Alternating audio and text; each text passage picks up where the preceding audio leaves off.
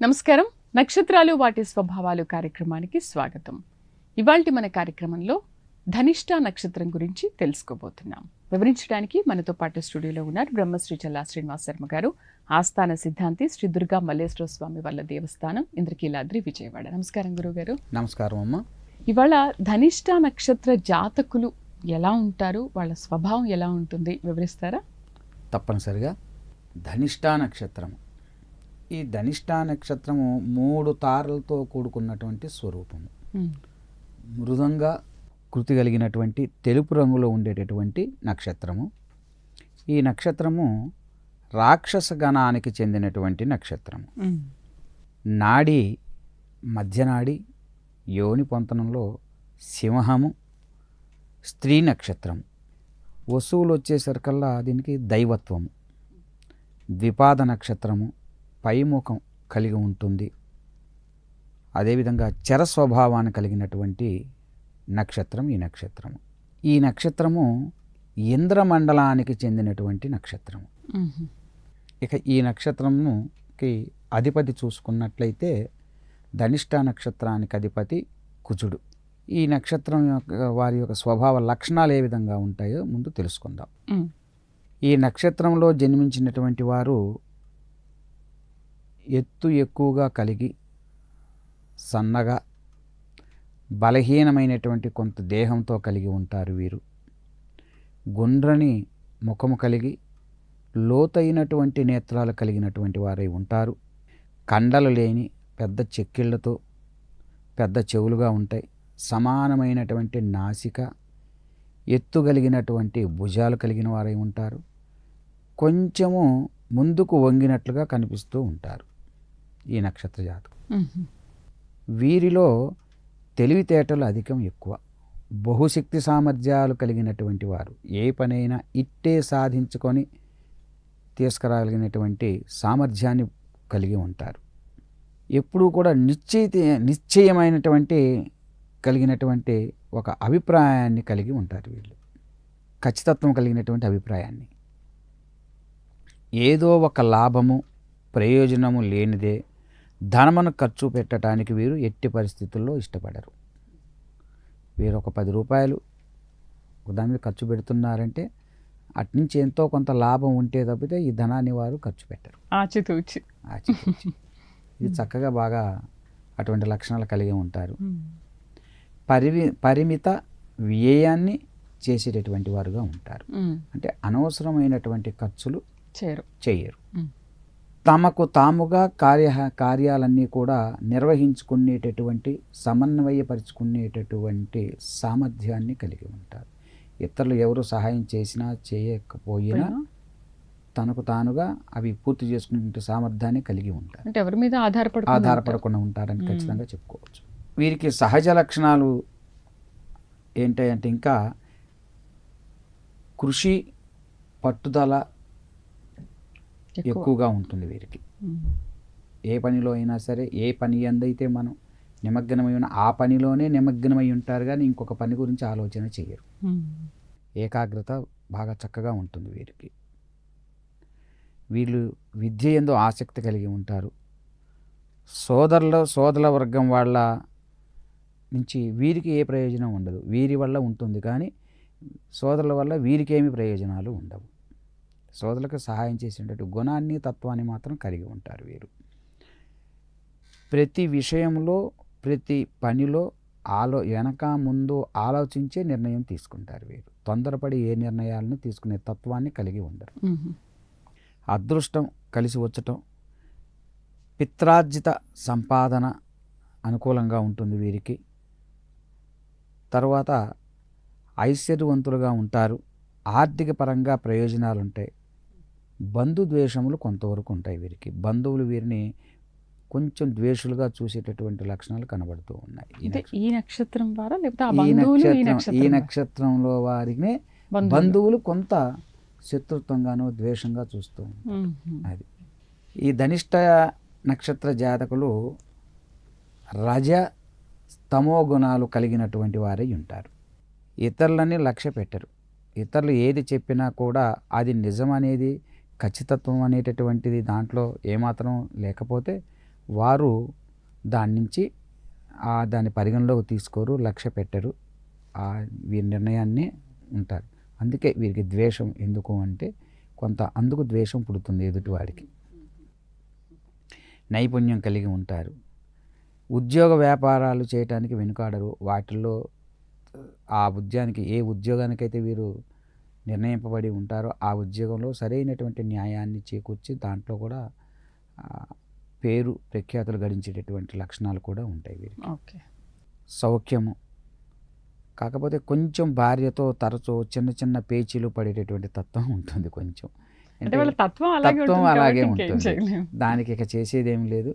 అది కొంచెం మనం అది సర్దుకుపోయేటటువంటి తత్వాన్ని కలిగి ఉంటే దాని నుంచి కూడా నివారించేటటువంటి అవకాశం ఉంటుంది.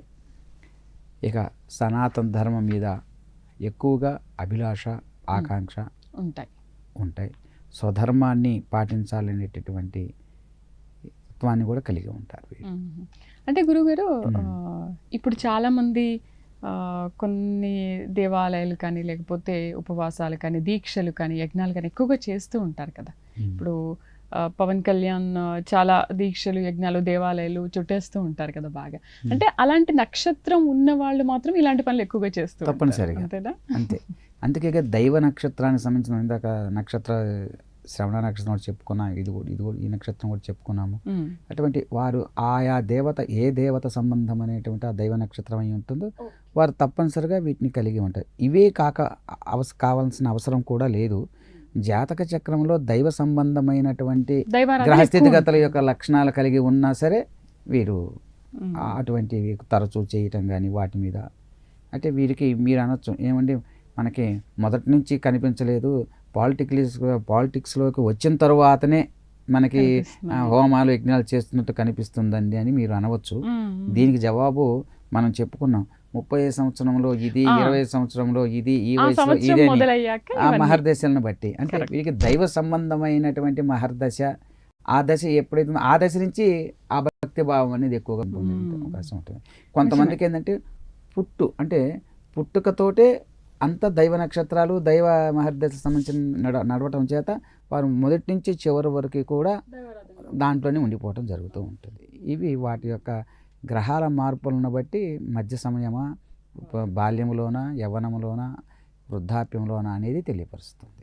ఈ నక్షత్రంలో మొదటి పాదంలో పుట్టిన వారి యొక్క లక్షణాలు తీసుకున్నట్లయితే ఈ మొదటి పాదంలో పుట్టినటువంటి వారు స్థూలదేహం కలిగి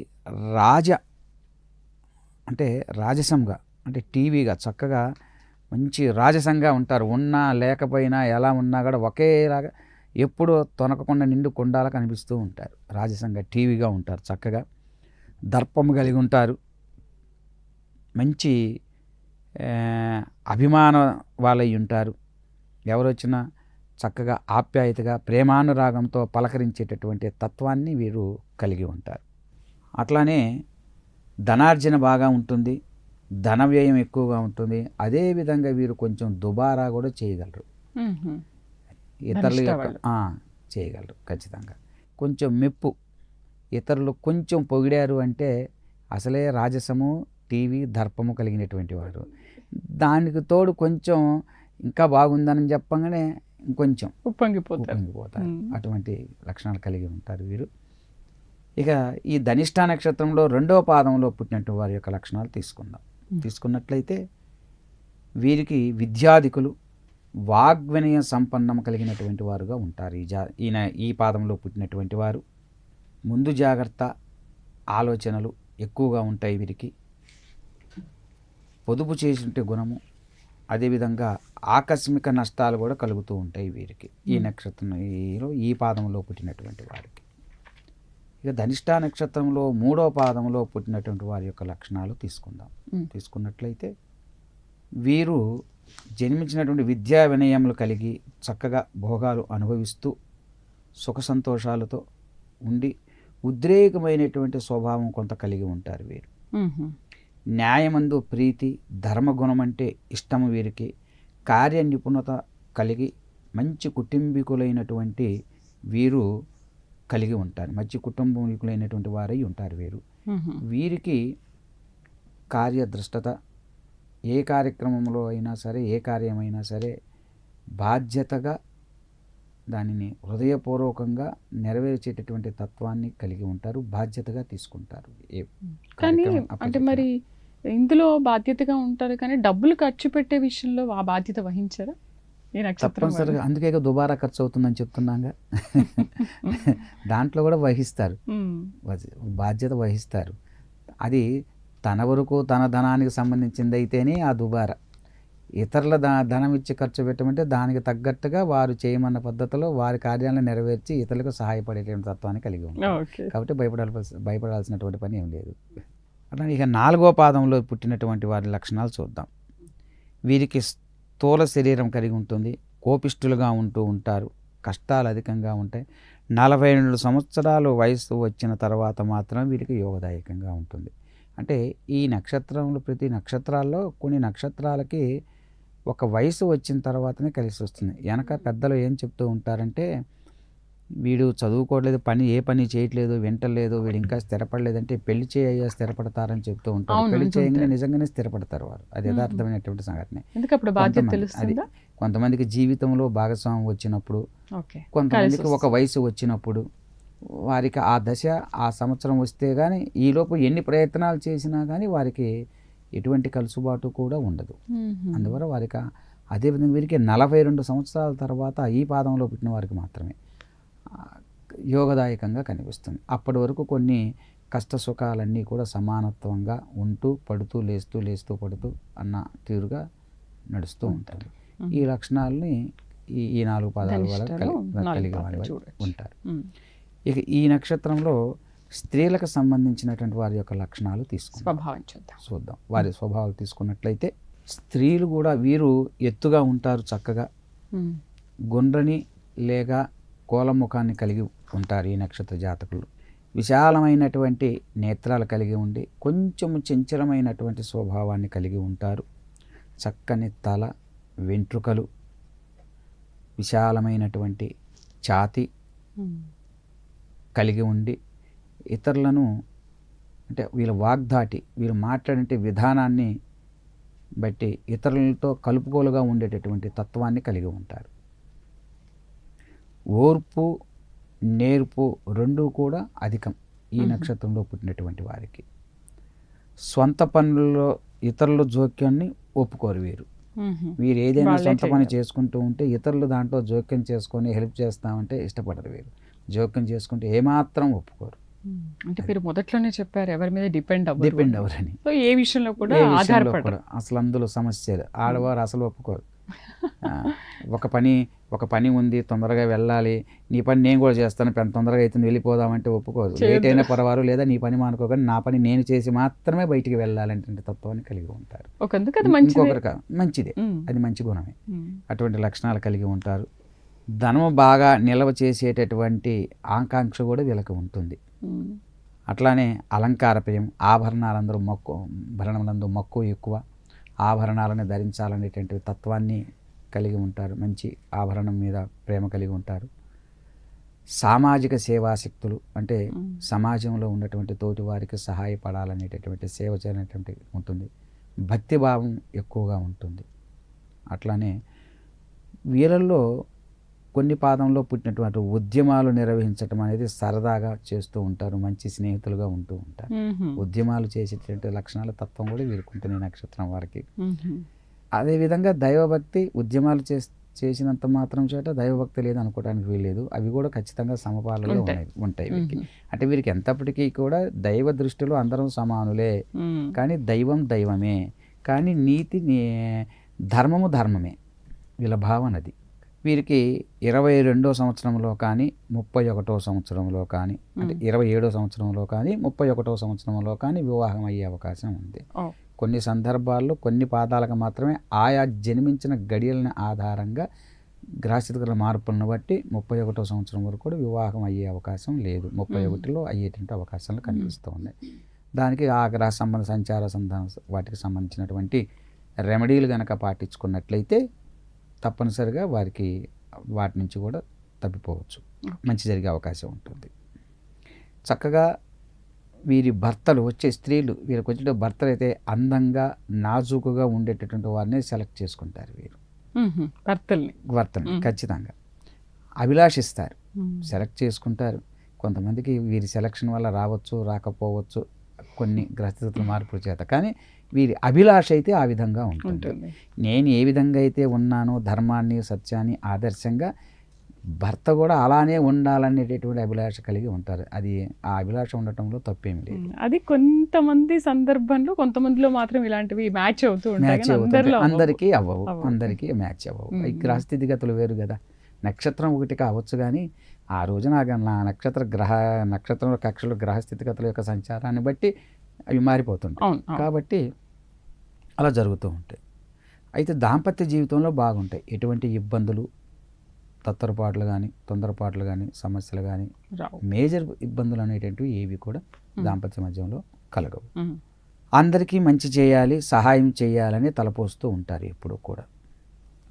వీళ్ళకి కీళ్ళు నరములకు సంబంధించినటువంటివి వ్యాధులు సంక్రమించే అవకాశం ఉన్నాయి. ఇప్పుడు కాదు, వయసు పైబడిన తర్వాత.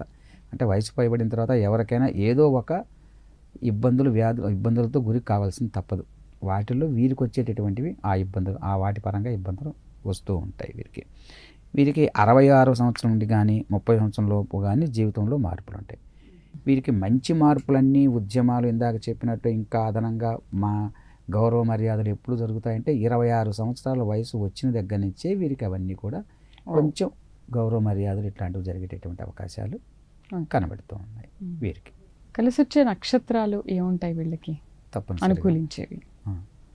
వీరికి కలిసి వచ్చేటటువంటి నక్షత్రాలు అశ్విని నక్షత్రము, కృత్తికా నక్షత్రము, అదేవిధంగా రోహిణి నక్షత్రము, ఆరుద్ర నక్షత్రము, పుష్యమి నక్షత్రం, మఖా నక్షత్రం, ఉత్తరా నక్షత్రం, హస్తా నక్షత్రం, స్వాతి నక్షత్రం, అనురాధ నక్షత్రం, మూలా నక్షత్రం, ఉత్తరాషాఢ నక్షత్రం, శ్రవణ నక్షత్రం, శతవిషం, ఉత్తరాభాద్ర నక్షత్రాలు అనుకూలము. వీటితో పాటుగా మృగశిర, చిత్తా నక్షత్రాలు మధ్యమం. అంటే అటు పూర్తి లాభము చేకూర్చేవి కాదు, నష్టము చేకూర్చేవి కాదు. అవి కూడా కొంతవరకు పనికొస్తాయి. ఇక అనుకూలించినటువంటి తారలు తీసుకున్నట్లయితే భరణి, పునర్వసు, ఆశ్లేష, పుబ్బ, విశాఖ, జ్యేష్ఠ, పూర్వాషాఢ, పూర్వభాద్ర, రేవతి. ఈ నక్షత్రాలు వీరికి అనుకూలించవు, అనుకూలించినటువంటి నక్షత్రాలు. ఇక వీరికి శాంతికి సంబంధించిన దోషానికి సంబంధించిన విషయాలు కనుక మనం తీసుకున్నట్లయితే స్త్రీ పురుషులకి ఇద్దరు కూడా జన్మించినటువంటి 28వ రోజున వీరికి బాలారిష్టం సూచన ఉన్నది. 28వ రోజుకి అంటే రోగపాడ. 5వ సంవత్సరం నందు వీరికి ఒక గండం అంటే రోగపీడ అప్పుడు ఒకటి, తర్వాత 5వ సంవత్సరంలో కూడా గండము రోగపీడ కలిగే అవకాశం ఉన్నది. అట్లాంటి 18వ సంవత్సరం నందు వాత వృద్ధి అరిష్టము 18వ సంవత్సరంలో.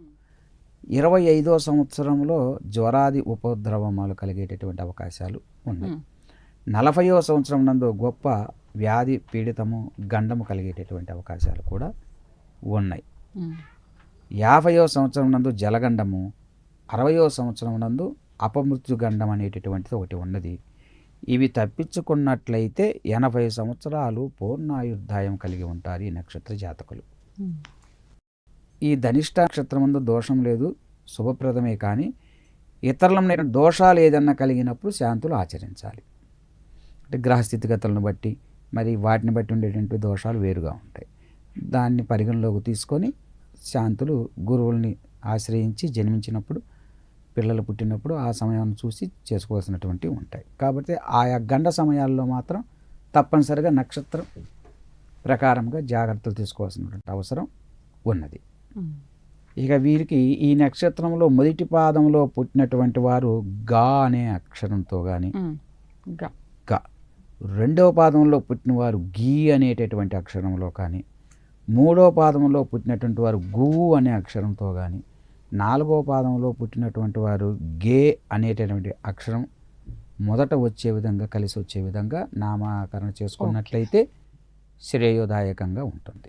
అంతేకాని ఇప్పుడు మీరు గా గీ అని చెప్పారు, అంతకుముందు లేకపోతే ఆ రెండవ పాదంలో ఒకవేళ గీ కలిసి వచ్చేలాగా పెట్టుకోవాలంటే కుదరకపోతే ఇంకో పక్కన వెళ్ళొచ్చేయాలా, వెళ్ళకూడదు? అంటే మీరు చెప్పిన ప్రకారం చూసుకుంటే ఆ పాదాల్లో ఆ ప్రకారం పెడితే మంచిది, మంచిది. కలిసి వస్తుంది. మీరు చెప్పింది అర్థమైంది. ఉమ్. ఏమండి గా అంటే మేము గే మీద పెట్టుకోదలుచుకున్నాము, పుట్టింది మొదటి పాదంలో కదా, అనుకుంటారు కదా చాలా మరి మంది. మొదటి పాదం అయితే గా అని చెప్పారు కదా, దీర్ఘంతో పెట్టవాలి కదా అని అంటారు. ఉమ్. అలా పెట్టడానికి అభ్యంతరం లేదు, కానీ మనము జన్మ సమయము కానీ జన్మ తేదీ కానీ గుర్తు ఉండకపోతే మన దశ ప్రారంభమయ్యేటటువంటి దాని దగ్గర నుంచి జీవితకాల చక్రాన్ని మనము భవిష్యత్తు కార్యాచరణ చూసుకోవటానికి మనకు గుర్తుగా ఉండదు. ఉమ్. అంటే మొదటి పాదం అది 4వ పాదముగా భావించబడుతుంది. అంటే మహర్దశ గర్భభుక్తి పూర్వం అంటే ధనిష్ట నక్షత్రానికి అధిపతి కుజుడు. కుజుని యొక్క దశ 7 సంవత్సరాలు ప్రారంభం అయితే 7 సంవత్సరాలని 4 భాగాలు అంటే సుమారుగా చెప్తున్నాను. గర్భభుక్తి వేరే, దానికి గణితం ఉన్నది, దాని ప్రకారం చూడవలసిందే. అంటే చివరి 2 సంవత్సరాల నుంచి ఉంటుంది. అదే మొదటి పాదంలో అయితే 5 సంవత్సరాల నుంచి తీసుకుంటుంది బ్యాలెన్స్. అందువల్ల అట్లా నష్టపోయే అవకాశం ఉంటుంది. అందుకని తెలుసుకునే విషయంలోకి మాత్రం పేరు చేంజ్ అనుకుంటే ఏ పేరైనా పెట్టుకోవచ్చు. అంటే మనకు పుట్టిన గడియలు తేదీలు గుర్తు పెట్టుకున్నట్లయితే ఇక్కడ అక్షరం మీరు ఏది పెట్టుకున్నా కానీ వాటికి ఇబ్బంది. గురుగారు, వీరికి కలిసి వచ్చే రంగు ఏదైనా అంటే దైవానికి సంబంధించింది శ్రేష్టం. వీరికి కలిసి వచ్చే రత్నం కానీ రంగు కానీ ధనిష్ట నక్షత్రం. ఈ నక్షత్రంకి వచ్చేసరి అధిపతి కుజుడు కనుక పగడము పెట్టుకున్నట్లయితే శ్రేష్టము. ఈ మొదటి 2 పాదాలు వచ్చేసరికల మకర రాశి, తర్వాత పాదాలు వచ్చేసరికల కుంభరాశిలోకి సంభవించినటువంటివి. అందుకని వీరికి ఈ 2 రాశులకు అధిపతి కూడా శనీశ్వరుడే కనుక ఇంద్రనీలం.